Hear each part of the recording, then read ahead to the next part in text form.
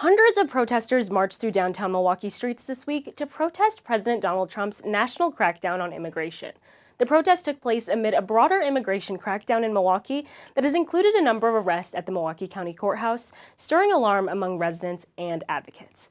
Marchers held handmade signs that read, "We speak for those who can't," and urged authorities to keep families together, keep ICE out of Milwaukee, and to abolish the agency altogether.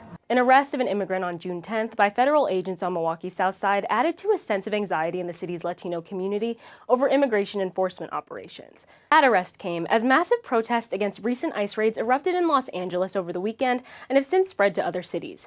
Trump ordered the National Guard troops to the Los Angeles area, and in San Antonio, Texas, Governor Greg Abbott ordered the National Guard troops to quell protest efforts. A spokesperson for ICE said the agency could not share information about whether agents were operating in Milwaukee.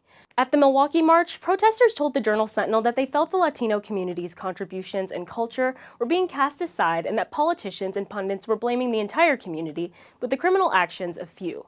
The protest occurred in tandem with a high-profile legal case involving Milwaukee County Judge Hannah Dugan. Dugan was indicted on May 13th on charges that she obstructed a federal agency and helped undocumented immigrant Eduardo Flores Ruiz escape.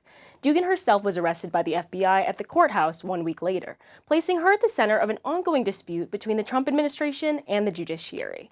Other cases that have amplified fear among the Latino community include a case made against 54-year-old Ramon Morales Reyes, a Mexican immigrant living in Milwaukee who was falsely accused of threatening to assassinate President Donald Trump, and the case of Yesenia Ruano, a Milwaukee teacher's aide who was threatened with deportation to her home country of El Salvador in early 2025. More protests are planned for the 50-51 group, short for 50 Protests, 50 States, One Movement, the organizer of No Kings rallies across the country. One is scheduled for June 14th in Cathedral Square Park in Milwaukee as a part of a nationwide day of protests. And other protests are happening in southern Wisconsin in Brookfield, Cedarburg, Racine, Kenosha, Watertown, and Madison.